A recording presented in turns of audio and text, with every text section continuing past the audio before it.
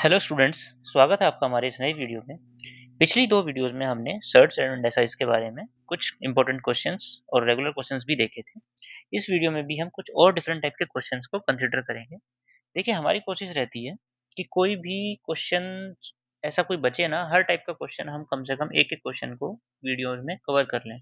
But इसके अलावा भी अगर कोई क्वेश्चन ऐसा है जिसको आप चाहते हैं कि मैं उसको सॉल्यूशन प्रोवाइड करूँ, तो आप हमें कमेंट में भी बता सकते हैं। चलिए स्टार्ट करते हैं क्वेश्चन के साथ। यहाँ पे देखिए, आपको दिया गया है if x is equal to 5 plus 2 root 6 then find the value of root x minus 1 upon root x। जब भी आपको ऐसा क्वेश्चन पूछा जाए तो उसको पहले आप एक सिंपल फॉर्म में चेंज कर लीजिए, कुछ इस तरीके की x प्लस और माइनस 1 अपॉन x, इसकी वैल्यू हमें निकालनी हो, क्योंकि ये निकालना ईजी है।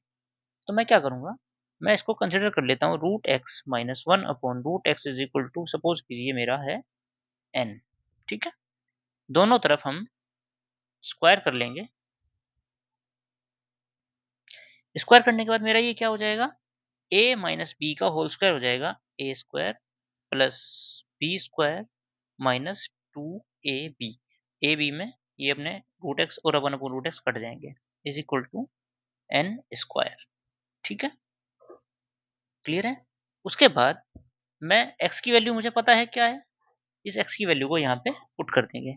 रख दीजिए 5 plus 2 root 6 plus 1 upon 5 plus 2 root 6। अब मैंने आपको माइनस 2, ठीक है, ये है एन स्क्वायर। मैंने आपको बता रखा है जब भी इस तरीके का कोई भी एक्सप्रेशन आए तो उसका आपको क्या करना होता है, कॉन्जुगेट लेना होता है, परिमेयकरण करना होता है। उसको कैसे करते हैं, जो भी आपको एक्सप्रेशन दिया है उसके अगर प्लस दिया है तो माइनस में लगा के, और माइनस दिया तो प्लस लगा के ऊपर नीचे मल्टीप्लाई कर देते हैं। तो क्या हो जाएगा यहाँ पे 5 प्लस 2 रूट 6, इसको एज इट इज रखते हैं, और या फिर हम इसको एक अलग से सॉल्व करके फिर मैं आपको बताता हूँ। ये मेरा था 1/5 प्लस 2 रूट 6, इसमें ऊपर नीचे 5 - 2 रूट 6 से ऊपर और 5 - 2 रूट 6 से नीचे मल्टीप्लाई करेंगे, तो ऊपर तो 5 - 2 रूट 6 हो जाएगा और नीचे क्या होगा, a plus B, A minus B का फॉर्मूला बन गया है, A square minus B square का। तो ए स्क्वायर 5 स्क्वायर 25 माइनस बी स्क्वायर, 2 रूट 6 का स्क्वायर कितना होगा, 2 का स्क्वायर 4, रूट 6 का स्क्वायर 6, 4 × 6 24, और 24 25 में से 24 गए, 1 बचेगा। आपका इसको सॉल्व करके आ गया 5 - 2 रूट 6। इस वैल्यू को यहाँ पे पुट कर दीजिए, 5 - √6। ठीक है, ये वैल्यू मैंने यहाँ पुट कर दी, और माइनस मेरा 2 है, is equal to N square. 2 root 6 से रूट 6 कट गया, 5 और 5 10, माइनस 2 8 बचा, एन स्क्वायर। तो एन की वैल्यू क्या हो गई, √8, या इसको हम बोल सकते हैं 2 रूट। ये आपका आंसर है। क्लियर। चलिए नेक्स्ट क्वेश्चन देखते हैं। √8 माइनस 2 रूट 15, वो पूरे को एक रूट के अंडर में दिया है, इसको एक सिंप्लीफाई फॉर्म में हमें रिप्रेजेंट करना है। देखो, इस तरीके के क्वेश्चन को भी आप थोड़ा सा देखोगे ना ध्यान से तो आपको समझ आ जाएगा। अगर मैं 8 को 5 + 3 लिख सकता हूँ, 5 + 3 ही क्यों, क्योंकि 5 और 3 जो है वो 15 के फैक्टर हैं। ठीक है, चलिए पहले लिख लेते हैं। 8 को मैं क्या लिखता हूँ, 5 plus 3 minus 2 as it is.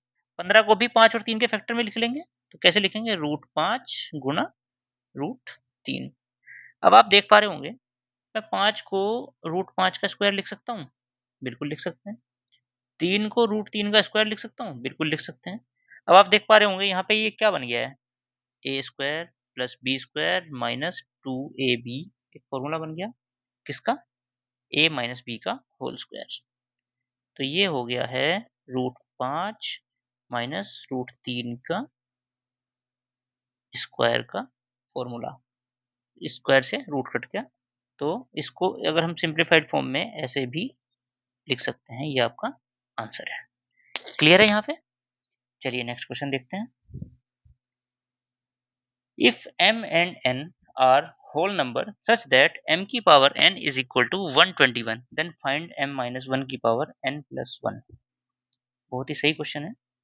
121 के अगर मैं फैक्टर करूं उसको पावर फॉर्म में हमें डिवाइड करना होगा। 121 के अगर मैं फैक्टर करूँ तो ये किसी से नहीं कटता, ये सिर्फ 11 से कटता है और 2 बार। तो m की power n is equal to 121 को मैं लिख सकता हूँ 11 की power 2।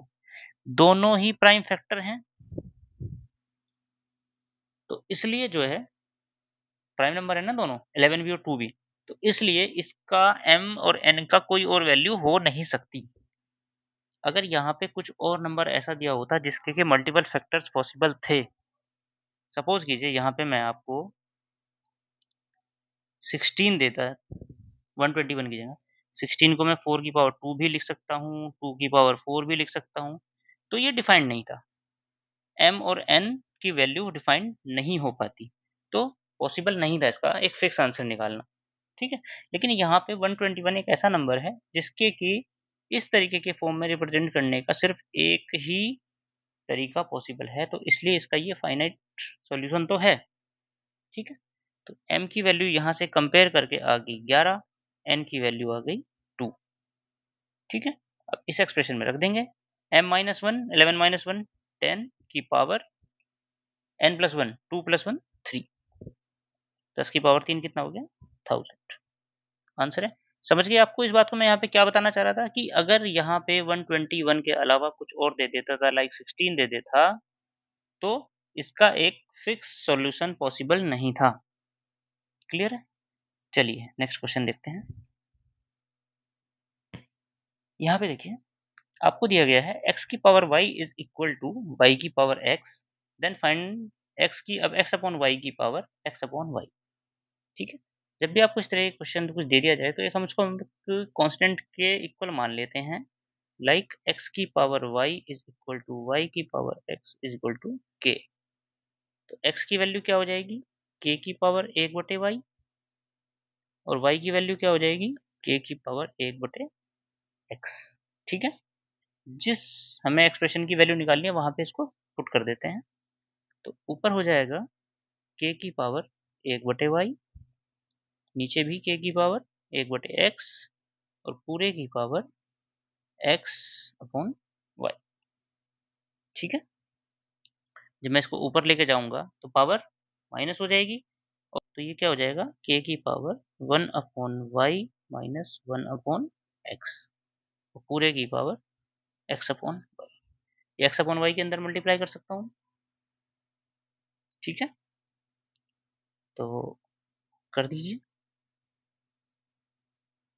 1 upon Y minus 1 upon X, और पावर की पावर आपस में हमेशा मल्टीप्लाई हो जाती हैं, ठीक है।